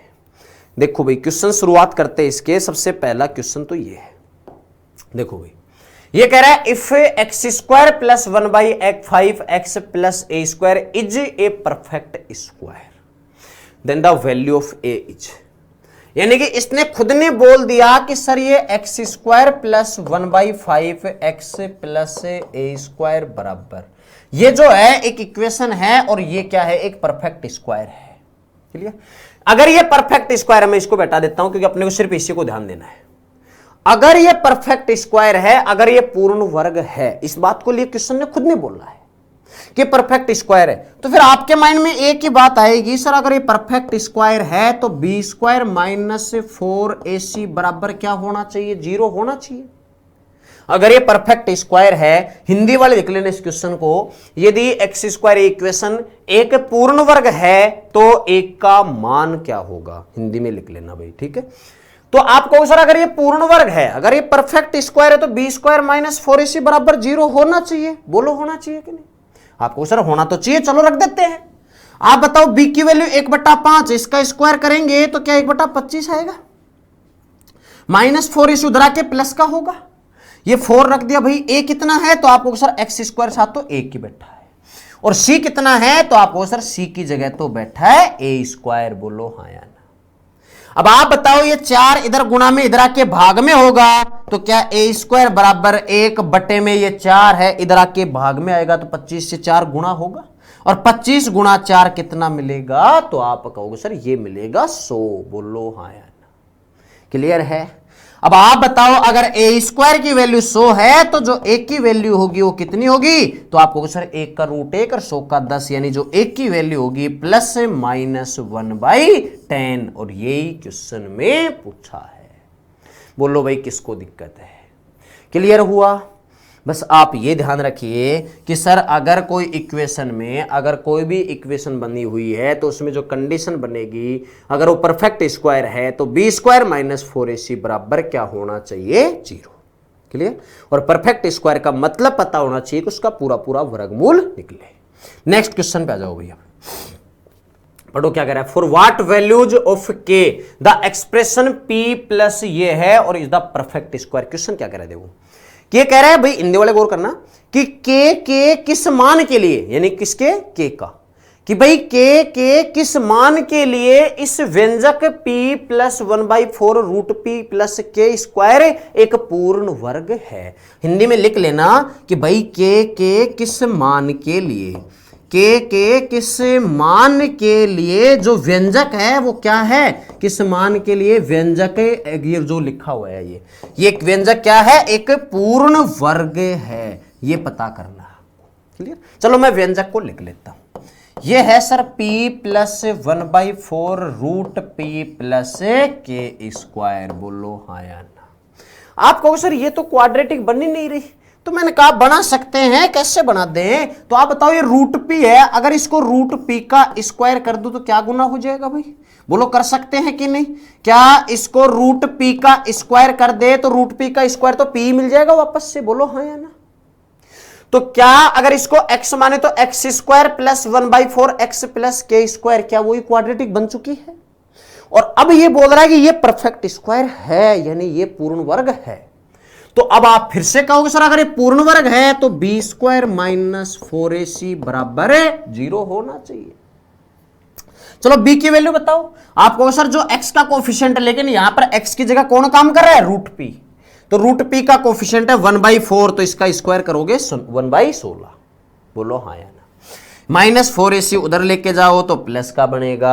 a की वैल्यू बताओ, तो आप कहोगे सर जो x का काम कर रहा है रूट p है, तो रूट p स्क्वायर के साथ में कौन बैठा है, 1 मान ले, तो भाई a की वैल्यू 1, और c की वैल्यू है के स्क्वायर, बोलो हाँ या ना। क्लियर हुआ। 4 गुणा 1 4 इधर गुणा में है, इधर आके भाग में होगा, तो बताओ 1/16 गुणा 4 है 64। स्क्वायर हटाओगे रूट लगेगा, तो 1 का रूट तो 1 ही होता है, तो 64 का 8, तो आंसर आ जाएगा के की वैल्यू प्लस माइनस 1/8, और ये क्वेश्चन पूछा है। बोलो भाई बात समझ में आई कि नहीं। क्लियर हुआ यहां तक। नेक्स्ट क्वेश्चन पे आ जाओ। ये कह रहा है 121 a square plus 64 b square, 121 a square plus 64 b square. अब पढ़िए क्वेश्चन को कि the term to be added, कि ऐसा कौन सा पद इसमें जोड़ा जाए to make a perfect square, एक पूर्ण वर्ग बनाने के लिए। हिंदी वाले गौर करना, क्वेश्चन ये कह रहा है कि इसमें कौन सी टर्म ऐड की जाए, यानी जोड़ी जाए। ध्यान रखना इसमें जोड़ने का स्कोप है, घटाने का नहीं है, पहली बात।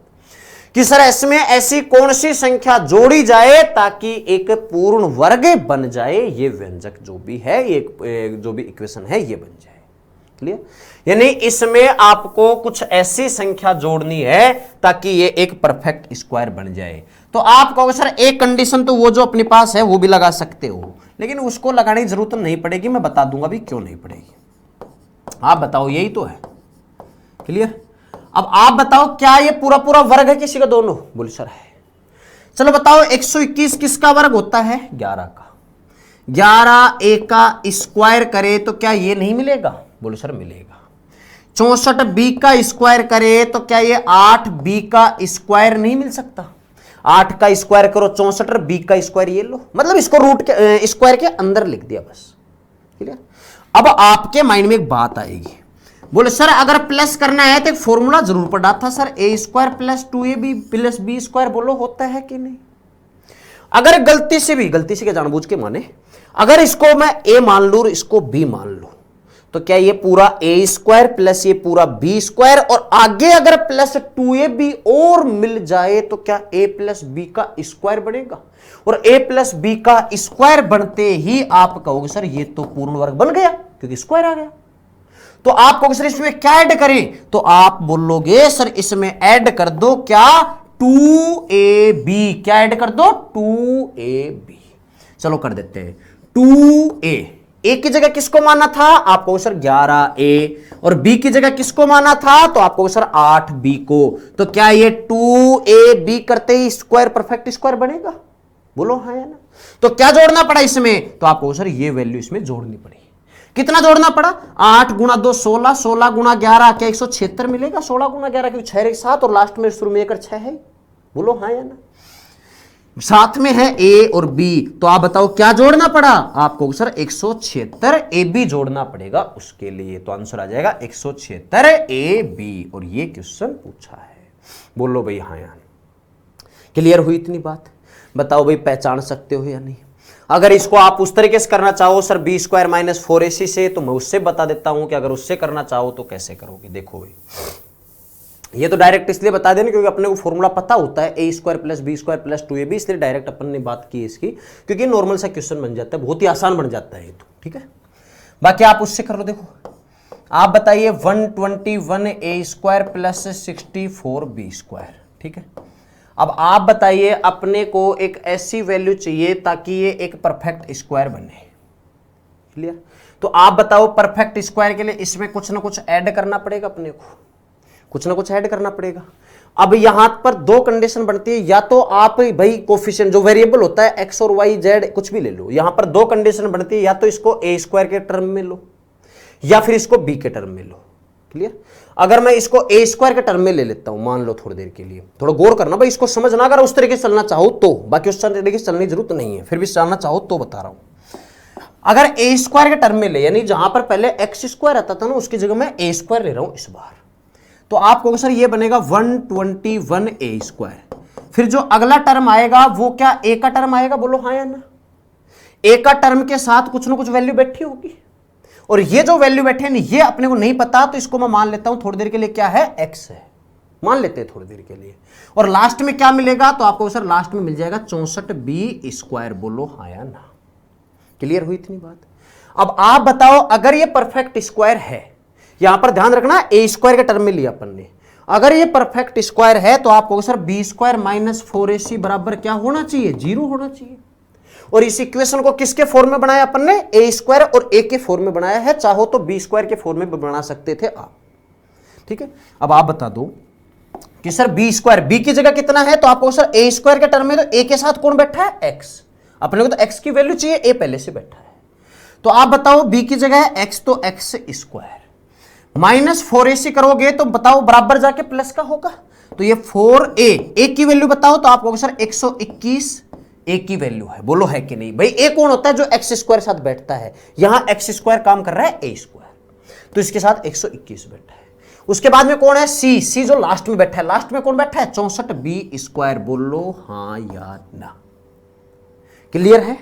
अब आप बताओ x स्क्वायर हटा दे, इधर रूट लगा दे, इधर रूट लगाएं तो बताओ 4 का रूट कितना होगा? 2। 121 का रूट कितना होगा? 11। 64 का रूट कितना होगा 8, और बी स्क्वायर का रूट कितना होगा b। अब प्लस माइनस क्यों नहीं ले रहा, क्योंकि इसने बोल रहा है जोड़ना ही है, घटाना नहीं है, तो माइनस वाली संख्या तो अपने को लेनी नहीं है। बाकी आप ऑप्शन से जा सकते हो, सर ऑप्शन में माइनस नहीं है तो अपने को प्लस ही लेना है, तो इसलिए प्लस और माइनस लिया नहीं, सिर्फ किसका लिया, प्लस का। क्लियर। तो फिर आप बताओ x बराबर कितना मिल गया, 8 गुणा 2 16 गुणा 11, क्या 176 b मिल गया। अब आप ये बता दो कि सर अगर x की जगह 176 b मिला है तो साथ में a भी तो बैठा है, जोड़ना कौन सा पड़ा, ये पूरा जोड़ना पड़ा था, ये वाला, बोलो हाँ या ना। अगर ये पूरा का पूरा जोड़ना पड़ा था तो ये वैल्यू क्या होगी, तो आपको सर x की जगह तो 176 b है और ये साथ a है, तो क्या 176 ab होगा, क्या बोलो हाँ या ना। क्लियर हुई बात है। लेकिन इसको उससे क्यों नहीं कर रहा था, क्योंकि यहां पर आपको x और y के रूप में नहीं दिया, a और b दोनों के टर्म में बना सकते हो आप, तो इतना करने की जरूरत ही नहीं थी आपको। अगर a प्लस बी का होल स्क्वायर का फॉर्मूला याद है तो सीधा ही कर ले। और इसीलिए तो अपने को यह समझना जरूरी होता है सर परफेक्ट स्क्वायर होता क्या है। बोलो भाई इतनी बात में किसको डाउट है, क्लियर है यहां तक। यह था भाई अपना किसके बारे में, कि भाई जो परफेक्ट स्क्वायर अगर बनाना हो तो उसके बारे में।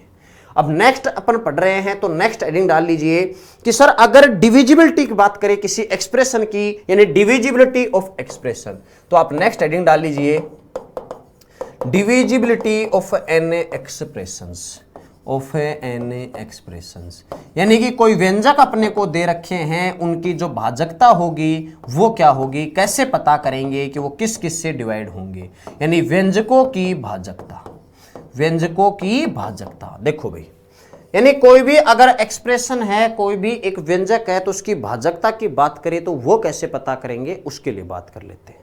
थोड़ा गौर से समझना, बातों को कुछ अलग नहीं है। चलो इसी स्लाइड पे बात कर लेते हैं, ध्यान देना कि भाई अगर मान लीजिए कोई भी एक एक्सप्रेशन है, जैसे एक एग्जांपल के तौर पे ले ले कि भाई एक्स स्क्वायर माइनस ए स्क्वायर के टर्म में आ गया, कोई भी मान लो, हो सकता है यहां पर मान लिया 75 का स्क्वायर माइनस 69, या फिर मान लो यहां पर 773 का स्क्वायर माइनस 122 का स्क्वायर, ऐसा दे दिया। अब कहता है बताओ ये किससे विभाजित होगा, ऑप्शन दे दिया 2 3 4 5 जो भी है। तो अब इतनी बड़ी संख्याओं में आप स्क्वायर करके माइनस करके ये तो देख नहीं सकते, तो फिर उसके लिए क्या करते हैं, तो उसके लिए बात करनी अपने को। तो सबसे पहली जो कंडीशन है वो तो क्या है, गौर करना। मैं 3 4 कंडीशन लिख रहा हूं यहां पे, तो गौर करना भाई थोड़ा सा, कि अगर कोई एक्सप्रेशन इस रूप में लिखा हो, किस रूप में, x की घात n माइनस a की घात n में, अगर कोई एक्सप्रेशन x की घात n माइनस a की घात n में रखा हो, जहां n जो है वो क्या मिले, वो मिल जाए ओड नंबर, यानी कि n जो हो वो क्या हो, विषम हो। अगर n विषम मिल जाए तो वो हमेशा किससे विभाजित होगा। अच्छा मैं इसको डायरेक्ट लिख रहा हूं, आप समझ तो जाओगे ना। यहां पर क्या है, ये एक व्यंजक है, यहां n क्या है, एक ओड, तो विभाजित किससे होगा वो मैं यहां लिख रहा हूं, ठीक है। तो ये जो व्यंजक है ये किससे विभाजित होगा, तो आप बताओ n क्या है, विषम है। विषम वैल्यू रख दो छोटी छोटी, विषम संख्या 1 रख दो छोटी छोटी। अगर 1 रखोगे तो x की घात 1 माइनस a की घात 1, तो क्या ये x माइनस a आएगा, क्या बोलो हाँ या ना। तो x माइनस a से तो भाग होगा ही होगा, ये तो श्योर है। जब आप पावर 3 रख देते हो, मान लो n की वैल्यू 3, यानी कि एक विषम संख्या है तो 3 रख दे। अगर 3 रखते हो तो x cube minus a cube का फॉर्मूला, उसमें भी x माइनस a आता है। इसका मतलब ये तो श्योर हो गया सर n की वैल्यू कितनी बड़ी रख लो, x माइनस a तो आएगा ही आएगा, चाहे छोटी रखो चाहे बड़ी। और जब x माइनस a आएगा तो ये x माइनस a से तो हमेशा विभाजित होगा, always is divisible by x minus a। बोलो भाई बात समझ में आई कि नहीं। कब, जब n विषम हो, कब, जब n क्या हो, ओड हो, विषम हो। क्लियर हुआ। दूसरी कंडीशन है सर अगर x की घात n माइनस a की घात n ही हो, लेकिन अब जो n है ना वो विषम नहीं, क्या हो, इवन हो, यानी एक सम संख्या हो। अब अगर n एक सम संख्या हो तो अब ये किससे डिविजिबल होगा, किससे विभाजित होगा। तो आप कहो सर n की वैल्यू छोटी छोटी रख लो, जितनी छोटी रख सकते हो ना वो रख लो आप। तो सम बोला है, सम संख्या 2 रख ले। अब आप बताइए 2 रखे तो एक्स स्क्वायर माइनस ए स्क्वायर बनता है। अब आप बताइए एक्स स्क्वायर माइनस ए स्क्वायर में तो एक्स प्लस ए भी आता है, एक्स माइनस ए भी आता है। बोलो आता है कि नहीं आता। क्लियर हुआ। तो फिर ये x प्लस ए और x माइनस ए दोनों से डिवाइड है। अगर कोई कहे सर नहीं 2 की नहीं 4 रखें, तो बताओ x की घात 4 माइनस a की घात 4 करोगे तो ये क्या x square plus a square और दूसरा x square minus a square बनेगा कि नहीं बनेगा? तो ये जो छोटा वाला मान आता है तो फिर आ गए इसमें, तो फिर हमेशा ही x प्लस x माइनस तो आएगा ही आएगा। इसका मतलब है, ये थोड़ा सा याद करने के लिए मैं लिंक बता रहा हूं, थोड़ा सा बस ध्यान रखना ये बात है ना, बाकी इनसे कोई ज्यादा मतलब नहीं है, मतलब तो इनसे जो लिख रहा हूं बस थोड़ा याद रह जाए, इसलिए आपको बता रहा हूं भाई। एग्जाम में अगर मान लो कोई क्वेश्चन आ जाए माइंड से स्लिप हो जाए तो ऐसी वैल्यू रख लिया करो कोई छोटी छोटी, ठीक है। तो बताओ ये अगर सम हुआ ना तो ये हमेशा किससे डिविजिबल होगा? तो आप कहोगे कि सर ये हमेशा डिविजिबल होगा x प्लस a और x माइनस a। बोलो भाई किसको दिक्कत है? क्लियर हुआ? तीसरी कंडीशन, थर्ड जो कंडीशन है वो है सर x की घात n प्लस a की घात n हो, और यहां पर जो n है वो क्या हो? एक विषम संख्या हो, एक ओड नंबर हो। अगर ये विषम संख्या है, ओड है, तो बताओ किससे विभाजित होगा? फिर आप कहोगे, क्या कहोगे कि सर बताओ, आप बताओ n की वैल्यू विषम है, रख दे छोटी छोटी विषम रखो तो 1 और 1 रखे तो क्या x प्लस a आएगा? तो इसका मतलब x प्लस a हमेशा आएगा, चाहे पावर 3 रखो चाहे 5 रखो, कोई भी विषम संख्या रखो, इसका मतलब ये किससे डिविजिबल होगा? x प्लस a से डिवाइड होगा। बोलो हाँ या ना? क्लियर है इतनी बात? अब किसी के माइंड में आए भाई ये 3 ही कंडीशन है, अगर किसी के माइंड में बोल सर चौथी कंडीशन इसकी सम माने तो जब यहां सम आ जाए न तब श्योर नहीं कह सकते। क्यों नहीं कह सकते? क्योंकि जब सम की बात करें 2 रखे तो x square plus a square, अब वो डिपेंड करता है कि वहां वैल्यूज क्या है ना, इसका कोई फॉर्मूला। और अगर फॉर्मूला बनाना चाहो ना तो प्लस में भी बन सकता है, माइनस में बन सकता है, a प्लस बी के स्क्वायर में बन सकता है, a माइनस बी के स्क्वायर में बन सकता है। ऐसे ही जब पावर 4 रखो ना तब उसमें भी सेम कंडीशन वही उसी तरीके से बन जाती है। तो जब ये n सम बन जाए ना तब अपन श्योर नहीं कह सकते, इसलिए यहां पर सम की कंडीशन नहीं बनेगी, सिर्फ 3 कंडीशन है। बोलो भाई इतनी बात में किसको दिक्कत है? क्लियर है इतनी बात? बोलो भाई ये बात समझ में आ गई क्या सबको? पहचान पाओगे इतना? अब एक छोटी सी बात और बता दो, अगर ऐसा हो जाए, मान लो थोड़ी देर के लिए एग्जांपल के तौर पे, कि अगर कोई संख्या में मान लो 36 का भाग जाता है, बताओ हाँ या ना? मान लेते हैं थोड़ी देर के लिए, अगर किसी संख्या में 36 का भाग जाता है तो क्या उसमें 2 का नहीं जाएगा? क्या आपको सर जाएगा? क्यों? क्योंकि 36 में 2 का भाग जा रहा है। तो अगर मान लो किसी संख्या मान लो 144 है, 144 में 36 का भाग जा रहा है, तो फिर बताओ 36 में किस किस का भाग जाता है? तो 36 में 2 का भी जाता है, 36 में 3 का भी जाता है, 4 का भी जाता है, 6 का भी जाता है, 9 का भी जाता है। बोलो जाता है कि नहीं? उसके अलावा और भी आगे चलना चाहो तो 12 का भी जाएगा, लेकिन बस इतना ही काफी है।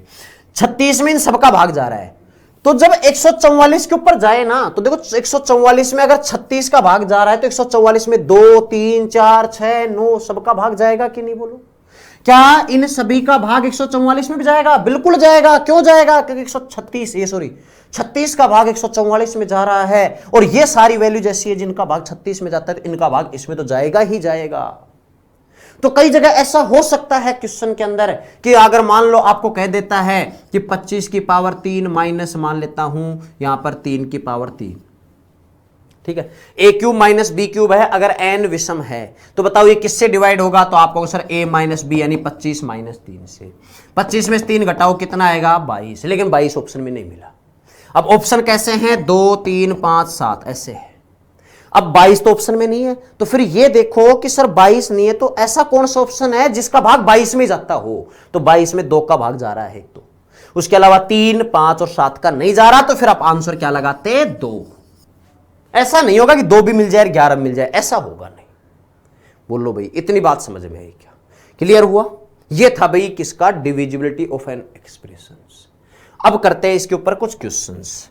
अब इसके ऊपर कुछ क्वेश्चंस करते हैं, तो आप क्वेश्चंस को सोल्व करते हैं। देखो भाई पहला क्वेश्चन ये है, 71 की घात 49, 71 की घात 49 प्लस 1 है, इज कंप्लीटली डिविजिबल बाई, कि भाई ये किससे विभाजित है? अब आप बताओ किससे विभाजित होगा? तो आप सर ये किस फॉर्म में बन रहा है? देखो 71 की घात 49 है, क्या इसको 1 की घात 49 लिख दे तो कोई फर्क पड़ेगा? आपको सर नहीं पड़ेगा। बोलो भाई हाँ या ना? कोई दिक्कत होगी क्या? नहीं। अब आप बताओ क्या ये x की घात n प्लस, अब याद करो जो भी लिखा था, x की घात n प्लस a की घात n के टर्म में है, और n क्या है आपको सर विषम है, ओड है, बोलो हाँ या ना। और अगर n ओड होता है, अगर ये n विषम होता है तो ये किससे विभाजित होता है, x प्लस a से, बोलो हाँ या ना। तो x की जगह कितना है, x की जगह है 71 प्लस a की जगह है 1, तो बताओ ये किससे विभाजित होगा, आपको सर 72 से होगा, बोलो हाँ या ना। यानी कि कंप्लीटली किससे विभाजित होगा, 72 से। लेकिन सबसे संयोगवश बात क्या थी कि सर 72 तो ऑप्शन में नहीं है, तो फिर कहा ना कि अगर ये ऑप्शन नहीं मिल रहा है तो फिर आप देखो कि कोई ऐसा ऑप्शन होगा जिसका भाग 72 में जाता हो। आप बताओ 48 का भाग 72 में जाता है, नहीं। 21 का भाग 72 में जाएगा, नहीं। 15 का भाग 72 में जा रहा है क्या, नहीं। क्या 24 का भाग 72 में जाएगा, बिल्कुल जाएगा। तो फिर आंसर क्या होगा, 24, बोलो हाँ या ना। क्लियर हुई इतनी बात। नेक्स्ट क्वेश्चन पे आ जाओ भैया। ये कह रहा है 49 की पावर 15 है, -1 है, तो किससे विभाजित होगा। इसका हिंदी तो समझ जाओगे ना, इज कंप्लीटली डिविजिबल बाई, यानी कि कह रहा है 49 की घात 15 -1 पूर्णतया विभाजित है। अब किससे है ये पता करना है, ठीक है। तो देखो अगला क्वेश्चन ये है -1। अब आप बताइए फिर से, क्या ये 49 की घात 15 इस 1 को अगर ये लिख दे तो क्या फर्क पड़ेगा भाई, बोलो हाँ या ना। कोई फर्क पड़ेगा क्या, नहीं। अब आप बताओ फिर से कौन सी कंडीशन बन गई, सर x की घात n -1 की घात n बन गई, तो बोलो हाँ या ना। और जब x की घात n -1 की घात n है, n क्या है, तो आपको सर n तो 15 है, यानी कि विषम है, ओड है, बोलो हाँ या ना। और जब n विषम होता है तो किससे विभाजित होता है, x -a से। चलो बताओ फिर, x -a से विभाजित होगा, x की जगह कितना है 49 -1 की जगह 1, तो बताओ किससे विभाजित होगा, 48 से। लेकिन फिर वही बात कि सर 48 ऑप्शन में है, नहीं है, तो ये चेक करो 48 में किसका भाग जाता है, 50 का जाएगा क्या, नहीं। क्या उनका भाग 48 में जा रहा है, नहीं। 29 का जा रहा है, नहीं। एक ही ऑप्शन है 8 का भाग 48 में जाता है, बिल्कुल जाता है, तो आंसर आ जाएगा 8, बोलो हाँ या। क्लियर है इतनी बातें। नेक्स्ट क्वेश्चन पे आ जाओ, पढ़ो क्या कह रहे हैं।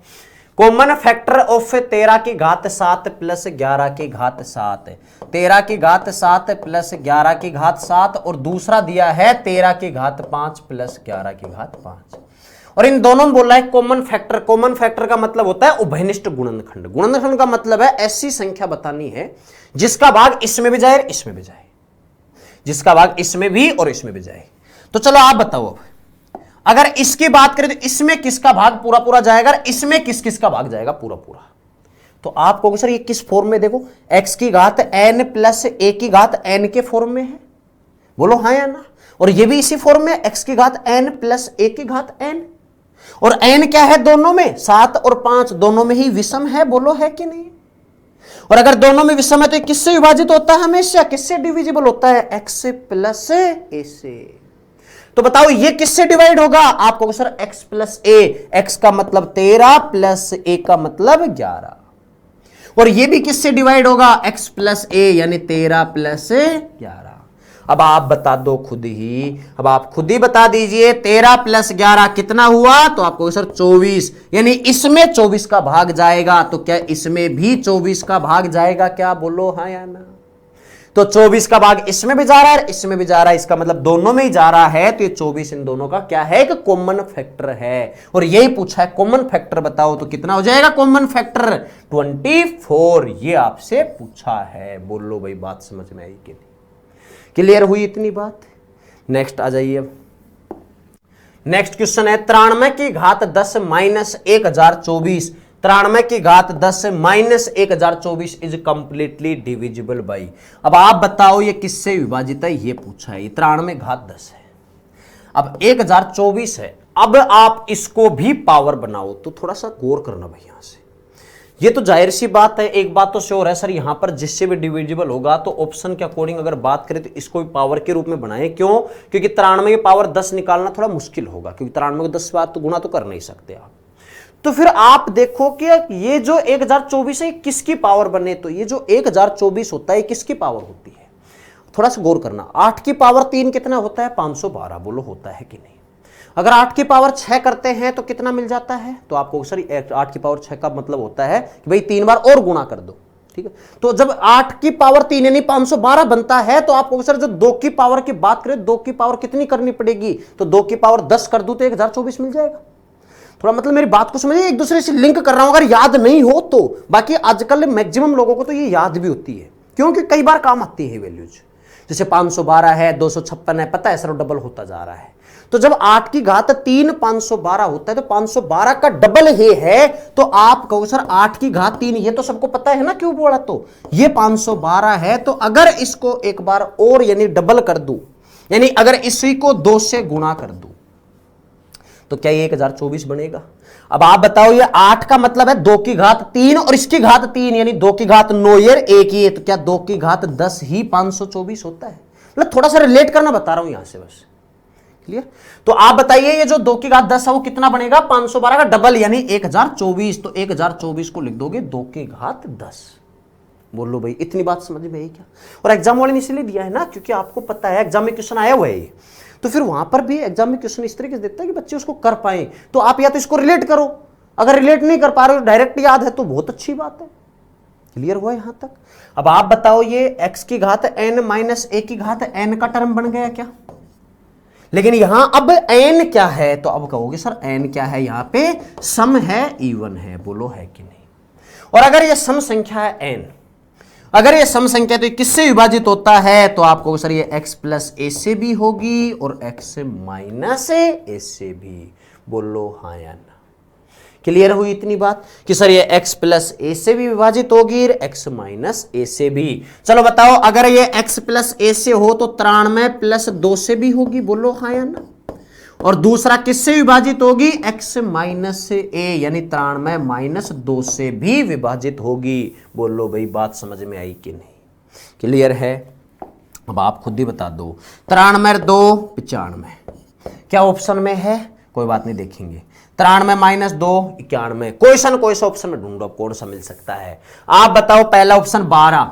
अब आप देखो 91 95 तो ऑप्शन में है नहीं, पहला ऑप्शन उठाओ 12। क्या 12 का भाग किसी में जाता है, 91 95 किसी में भी जाता हो, क्योंकि दोनों भाग जा रहा है दोनों का ही, तो दोनों के अंदर किसी का भाग चला जाए क्या फर्क पड़ता है। तो 12 है, 12 का भाग किसी में जाता है क्या, नहीं जाता, खत्म।